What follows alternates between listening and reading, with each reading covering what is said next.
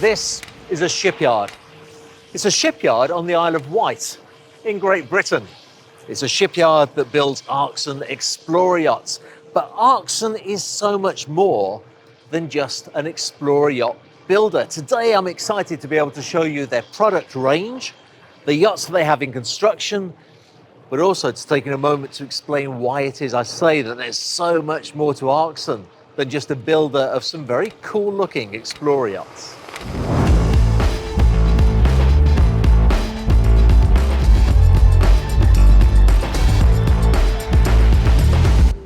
Starting with their product range that starts with the Arksen 45, a multifunctional and versatile rib that's already in construction and ready for delivery later this year.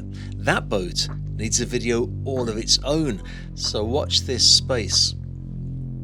Moving up, we have the Arksen 65, a yacht designed not just for ocean travel, but also with a sufficiently low air draft to be able to travel under bridges through the canals and rivers of Europe. A little larger, and with an extra deck level, we have the 75. And that brings us to the model that we shall be focusing on in this video, the 85, of which Arksen already have 2 units sold and under construction. Every yacht in the range is the result of the dreams and the experience of this man, Jasper Smith.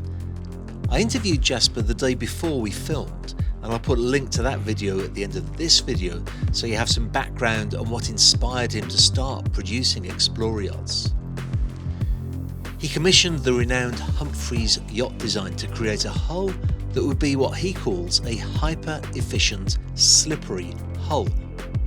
These yachts are not about powering through the water with huge engines and a steel hull, but rather about being efficient with power to maximise the range and the performance. And if you don't consider aluminium to be appropriate for an Explorer yacht, here are some interesting facts to consider.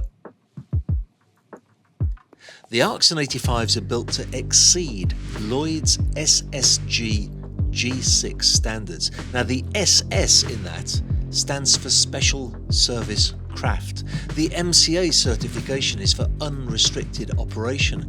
This yacht even has self-righting capability in the unlikely event that it's completely overturned by a freak wave. Now try achieving that with a steel hull. Sales and Marketing Director Dominic Byrne showed me some really interesting features on hull number 2. The skegs that you can see here have an extremely thick heel to them, so that the propellers can be protected even in the event of running aground.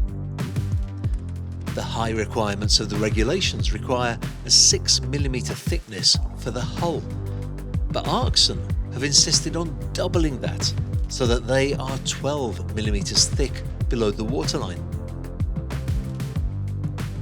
Hull number 2 had just arrived in this shed from another facility a few metres away, where all of the hot work of welding is done. Hull number 1 though is the one that I want to show you, since it has some extraordinary features.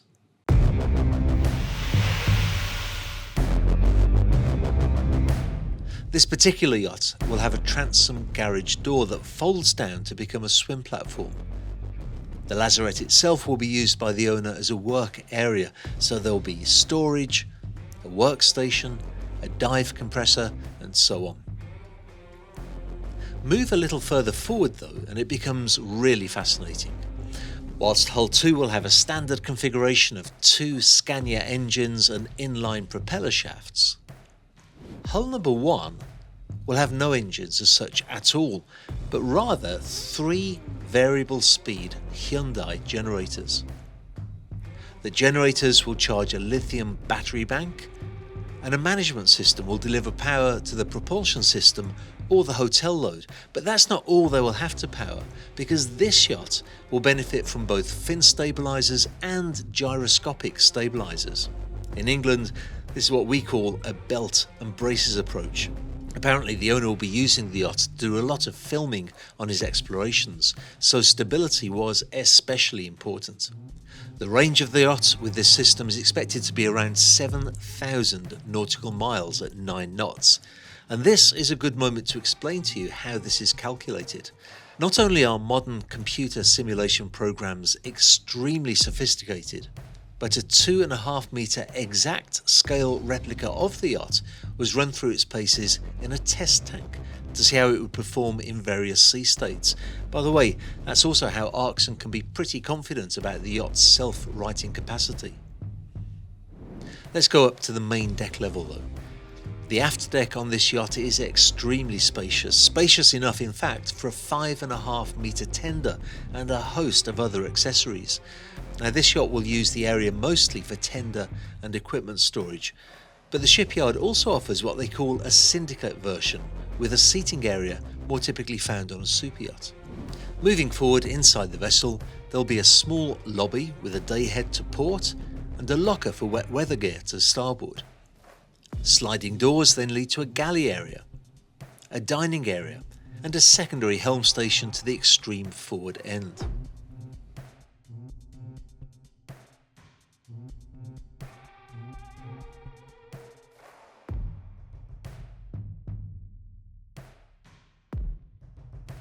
Below deck, the yacht has a full beam owner's stateroom aft,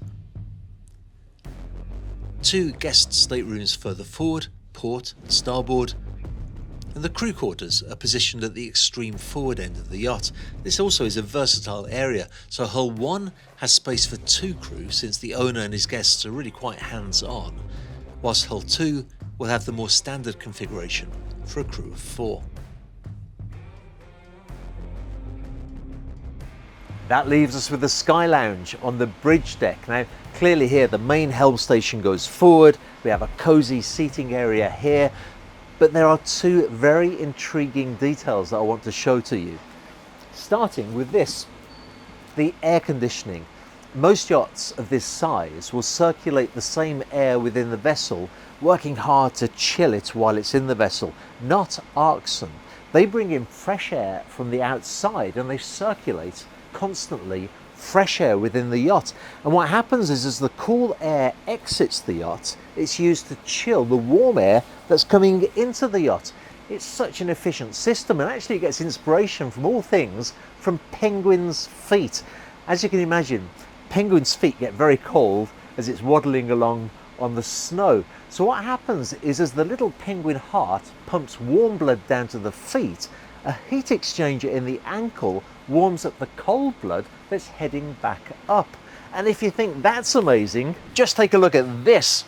These little spots are dotted throughout the interior of the vessel, and to understand the purpose that they serve, you need to know that Arksen commissioned a company to build the cabinetry for this yacht. The company is called Aris, they're located in Turkey, and they build cabinetry to the highest imaginable standards. So as you can imagine, there's plenty of movement between England and Turkey to make sure that the quality is the way that it should be. This is a rugged explorer yacht, but the quality of the interiors is absolutely to the highest of standards. If it was me, I probably would get a tape measure, measure up, make a few notes, send it to Aris, and then get very upset when the cabinetry doesn't quite fit correctly.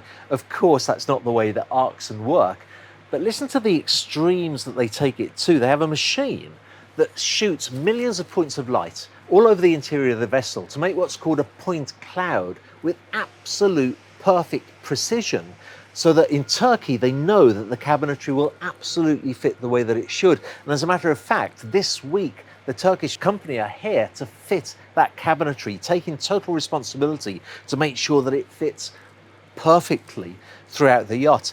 The challenge though is that aluminium is a reflective surface. So these little non-reflective spots ensure that the measurements are absolutely spot on.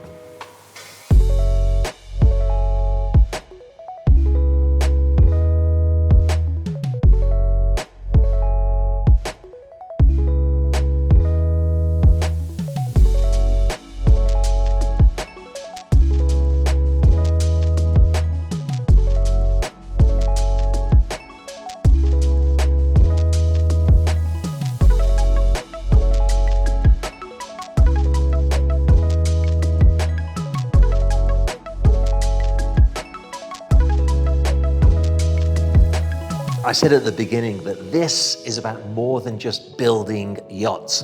When I met the founder of the company, Jasper Smith, he struck me as a man who's at that point in life that making money is no longer the driving factor in what he does.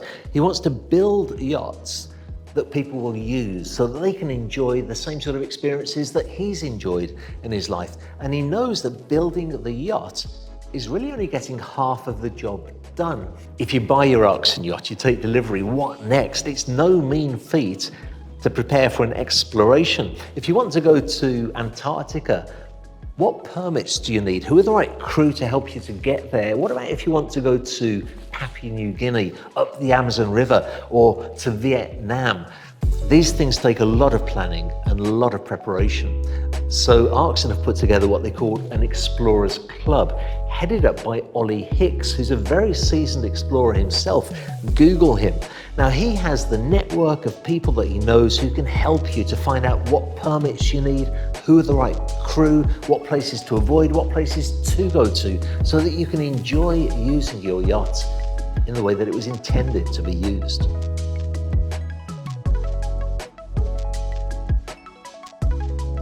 Arksen are also developing systems that will make purchasing their yachts more attainable for more people. There is so much going on here at the moment. I actually feel quite honored to be in the shipyard at such an early stage in their growth. I believe they are going to be hugely successful, and I'm looking forward to covering them more as they do grow.